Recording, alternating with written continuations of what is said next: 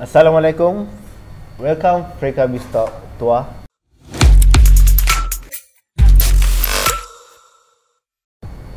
Okey, hari ini aku bersama dengan wakil daripada Legal Ice, Fazrin, akan membicarakan sedikit lah isu semasa dan anything related to business. Sekarang ni aku rasa bukan aku je lah, semua orang ada satu pertanyaan tak semua orang tahu tentang isu yang bangkit semalam tak salah aku, tentang OPR naik 0.25% daripada 1.75 jadi 2%. So first of all, apa itu OPR pun aku rasa ramai yang nak tahu. So mungkin kau boleh briefing sikit lah. I mean basics untuk orang tahu je OPR tu apa. Sebab ialah kita kadang-kadang sign contract, salah loan apa kita sign je, kita tak tahu what is floating rate ke apa kan. So kau boleh terangkan sikit lah. So OPR ni dia punya definition tu is overnight policy rate. So OPR ni dia release by bank negara. And OPR ni dia akan affect other banks lah. So kalau hang ada Maybank, Cimbank, mereka akan affect dia punya rate lah. So dia akan affect sebab tu bila kita ambil satu produk daripada banks, biasanya dalam produk disclosure sheet mereka panggil PDS, mereka akan ada mention either produk tu is fixed rate or floating rate. So kalau benda tu floating rate, meaning benda tu rate yang akan berubah and akan rely daripada OPR daripada bank negara tadi ni lah. So for example, biasanya bila hampir dekat banker main dia kata okay, yang ni fixed rate ni kita letak lah 2.3 fixed rate 2.3, tapi dalam masa yang sama dia bagi juga dekat hang dia lagi satu rate rendah sikit 2.17. So tapi benda ni floating rate, dia akan suggest untuk hang ambil yang rendah ni, floating rate ni, sebab dia cakap rendah. Tapi at back of dia punya head, dia tahu yang OPR akan naik. Sebab sebelum pandemik kita punya OPR dalam 3.17 if I'm not mistaken lah. Tapi lepas pandemik dia jadi dia rendah lah 2.75 kan.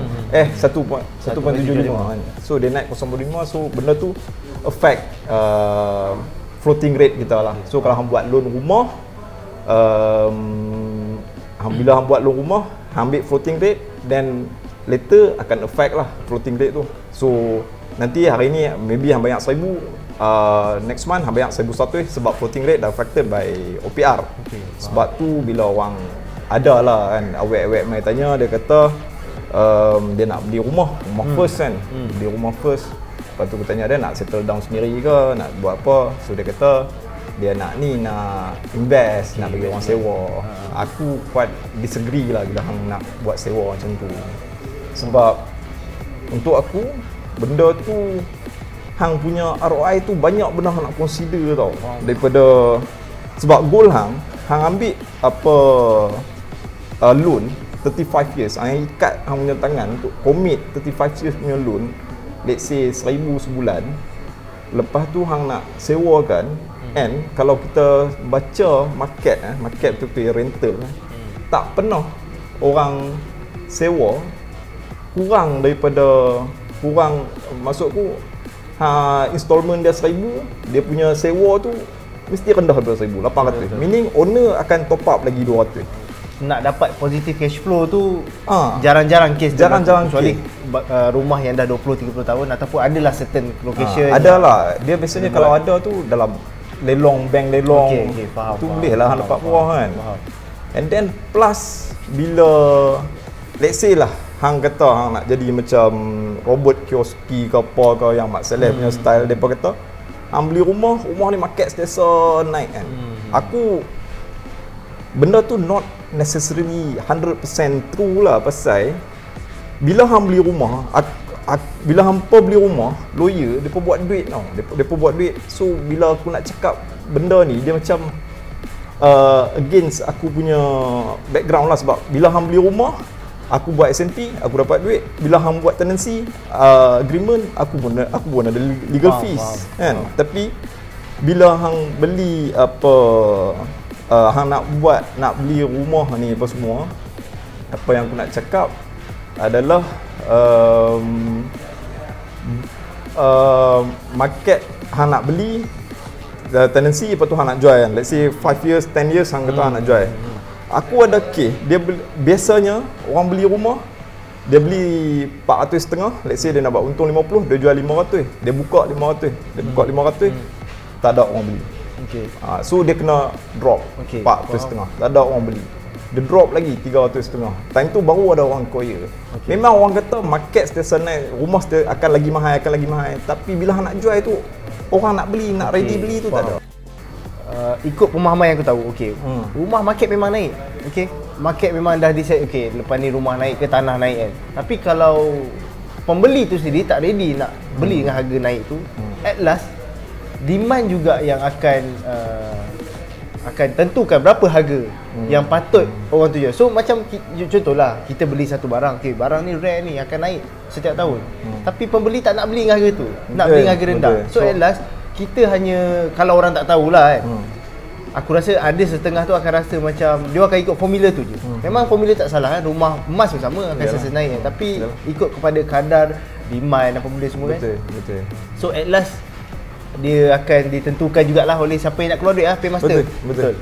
Kita orang-orang macam ni biasanya dia rely kat property guru, orang-orang guru-guru lah kan, investment guru. Tapi kalau hang parti betul-betul dia, kalau orang main Instagram tu dia ada quotation ke apa macam tu semua tu, benda tu main daripada mostly American tau. Market Amerika dengan market Malaysia tak sama. Depa gaji 3,000, 800 boleh beli iPhone dah. Betul. So same goes to market housing juga. Faham tak? Dia punya market tak sama. Kita tak kena dengan kita ni.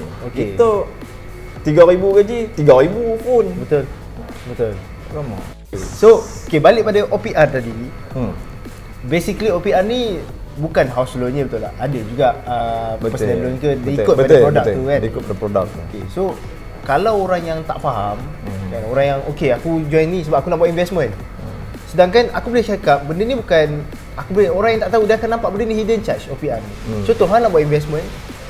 Contoh hang hari ni beli bayar bulanan 1,000. Hang sewakan 1,000. Tak ada untung tak apa, janji duit tu. Tapi lepas OPR naik, tiba-tiba floating rate tu jadi naik, hang kena bayar sebulan 1,200. Kat situ orang akan rasa tertipu. Sedangkan benda tu ada dalam agreement. So bagi aku benda ni mungkin basic yang orang kena tahu lah. Kena tahu lah. Walaupun tak dalam mana, at least tahulah supaya hang tak rasa bank scam hang. Betul tak? Dia orang dah lagi dah setiap documentation semua kan. Kalau dari segi OPR yang naik ni, adakah benda ni naik macam hang cerita sebelum PKP dia 3 point something. So sepatutnya naik 0.25 jadi 2 pun sebenarnya bukan tinggi lah nak compare sebelum ni. Cuma sebab hari tu dah turun rendah. Dan kalau aku ikut logik lah daripada apa info yang kau beritahu, kalau satu hari naik 3.7 something ke 3.2 ke 3.1 pun logik je. Logik dia akan balik kepada normal. Sebab kita recovering tau. The economy is recovering. So bila dia recovering, sebab tu daripada 1.75 dia naik P2. So later ada orang cakap next month ke next week ke, bank negara akan sit balik, akan discuss, akan ada meeting, cakap kita nak kena naikkan kita punya OPR. Directly affect kita punya future loan lah, produk yang kita ambil tu lah, floating rate tu lah. So boleh kata masa recovering kan dia turunkan OPR tu mungkin atas dasar mereka nak jual produk loan mereka. Sebab contoh kami di Frekas Nyobahat pun masa PKP berapa banyak bank telefon untuk offer loan. Betul. So bila aku fikir balik, mungkin daripada offer loan tu semua yang dah ambil tentang semua floating rate, floating rate. Dan lepas ni dia naikkan, dia orang akan makan balik lah. Dia akan affect lah. Dia akan ada affect hang punya monthly installment ataupun tenure loan tu. Faham tak? Sebab dia nak recover balik rate yang lari tadi tu. Faham. So study lah. Benda hang dapat, point dia, don't sign anything without you understand it. So hang baca PDS dia. Actually banker pun aku rasa, aku tengok market Malaysia ni, kita punya style sebenarnya. Banker bila depa jual satu, kita layman lah, kita orang kampung semua kan. Depa kata sign, kita sign. Tapi actually hang boleh nego dengan bank tu. Hang boleh abang kita tak mau this thing, tak mau ni, awak jadi macam ni, boleh nego. Dia bukannya fix kan? Tak fix, depa still nak kena jual the product. So depends on negotiation. Boleh tawar-menawar. Boleh saja. Aduh. Okey, faham. Tapi itulah mungkin sebab atas dia orang datang dengan formality tu, kita rasa macam benda ni boleh nego. Kena ikut kan. Tapi benda tu boleh lah. Nak boleh sebab macam kita macam mereka sendiri dengan ada vendor apa semua, hang negotiate punya price sama juga dengan bank, cuma beza dia pasal tambah apa dia Malaysia ni okey lah, tak apalah, sign je lah sebab depa nak bagi kita duit kan. Bukan depa bagi kita duit, kita bagi depa duit, cuma depa bagi dulu one lump sum, kita bayar lebih daripada lump sum tu. Faham. Kalau kita ambil lah case OPR ni kan. Okay, kau boleh suggest ke I mean the basic knowledge tu dia orang nak refer ke mana? I mean circle dia orang ke, atau ada pembacaan ke, ataupun apa sebenarnya benda-benda basic je yang at least orang kena tahu. Sebab bila aku nampak orang dah masuk fasa stabil I mean yang dah bekerja lah, kita fokus pada 23, 24 yang habis belajar stabil, dia orang akan masuk ke alam loan ni sebenarnya kan, biasanya ke alam loan. Dan bila kat alam loan, dia orang lah adalah, bukan, bagi aku bukan pemangsa, tapi dia orang lah adalah orang-orang yang akan market yang akan berada dalam kolam tu, dan dia orang yang kena tahu benda-benda macam ni. Sebab bila dia umur 23, 24, confirm dia orang akan ikat, contoh beli rumah, dia orang paling lama.